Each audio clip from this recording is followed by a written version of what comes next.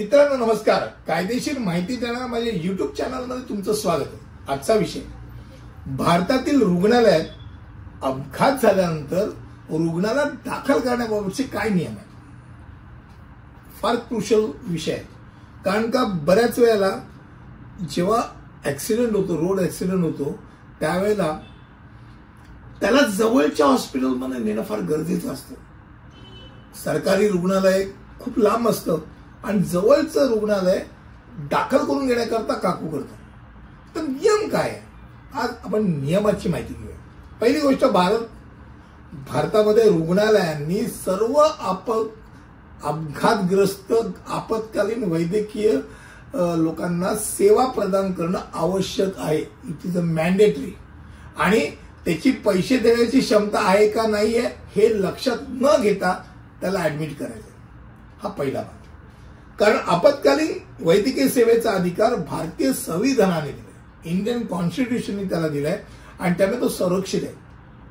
आता वैद्यकीय कायदेशीर, मेडिको लिगल म्हणतो आपण, वैद्यकीय कायदेशीर असो वा नसो, सर्व रुग्णालय आणि डॉक्टरांनी सर्व प्रकरणांमध्ये त्वरित वैद्यकीय मदत देणं आवश्यक असतं. कोणाच्या तरी पोटात सुरा खुपसलेल्या स्थितीत तो आला तरी पोलीस केस आहे, आम्ही नाही करणार हे तो बोलू शकत नाही डॉक्टर. ते मेडिको लिगल आहे, अगदी मान्य, पण त्याला तो जिवंत तर राहायला पाहिजे. त्याकरता मदत कोण करणार. हॉस्पिटलात आला त्याला परत पाठवायचा अधिकार नाही. त्यामुळे अपघातग्रस्त म्हणजे याच्यात पर्सनल मी म्हणालो की पोटात कोणीतरी काहीतरी लोखंड गेलंय ते पासून ते मोटर ऍक्सिडेंटमध्ये एकमेकांमध्ये गाड्या आपटल्याने झालेला ऍक्सिडेंट पर्यंत असेल, रस्ते अपघातग्रस्तांना मदत करण्यासाठी लोकांमध्ये विश्वास निर्माण करण्याची गरज आहे. आणि म्हणून अशा प्रसंगामध्ये पहिल्यांदा जवळच्या हॉस्पिटलमध्ये तुम्ही घेऊन जाऊ शकता. त्या बिनदिक्कत त्या हॉस्पिटलने त्या माणसाला ऍडमिट करायला पाहिजे आणि मग नंतर त्याच्या नातेवाईकांना तो चॉईस आहे की त्यांनी पुढे कुठे न्यावं काय न्यावं हा वेगळा भाग. डॉक्टरांनी जखमी व्यक्तीला ताबडतोब उपचार करायला पाहिजे. कुठच्याही औपचारिकतेची वाट न पाहता की बाबा त्याचा जवळचा कोण आहे, कोण सही करणार, कोण जबाबदारी घेणार. आणि त्यामुळे त्याचे ते कर्तव्य आहे डॉक्टरांचं, त्यामुळे ते करणं गरजेचं आहे. सर्वोच्च न्यायालयाच्या निकालानुसार हे प्रकरण वैद्यकीय कायदेशीर प्रकरण म्हणून सूचित केलं असेल तरी कोणतेही रुग्णालय किंवा नर्सिंग होम किंवा खाजगी किंवा सरकारी आपत्कालीन उपचार नाकारू शकत नाही. मी मगाशी म्हटल्याप्रमाणे आपत्कालीन उपचार, इमर्जन्सी उपचार तुम्ही नाकारू शकत नाही.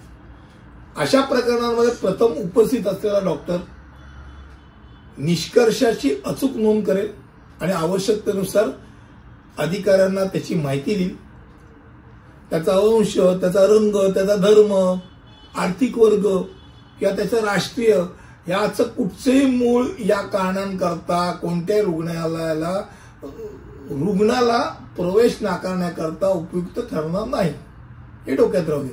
त्यामुळे रुग्णांना डॉक्टरांकडून ऍडमिटिंग विशेषाधिकारासह दाखल केलं गेलं पाहिजे, हे डोक्यात राहू द्या. पुढे नंतर त्याचं काय पोलीस केस होईल आणि त्याच्यातच डॉक्टरांना त्रास होणार नाही. संबंधित व्यक्ती जो आहे तो आणि त्यानंतर त्याच्या नातेवाईकांना त्याला दुसरीकडे हलवायचं असेल तो भाग वेगळा. पण पैसे नाहीयेत, अरे हा गरीब दिसतोय, याला जरी गाडीनं उडवलं तरी हे कोण पोलीस केस आपल्या अंगावर घेणार. नथिंग डुईंग, तुम्हाला ऍडमिट केलं पाहिजे. मला असं वाटतं की कमी शब्दामध्ये मी आज तुमच्यासमोर हा विषय मांडला की भारतातील रुग्णालयात अपघातीत रुग्णाला दाखल करण्याबाबतचे नियम काय, तर दाखल करणे हा नियम आहे, हे डोक्यात राहू द्या. पुढच्या व्हिडिओमध्ये असंच काहीतरी घेऊन येईल. तिथपर्यंत इथं थांबतो. धन्यवाद.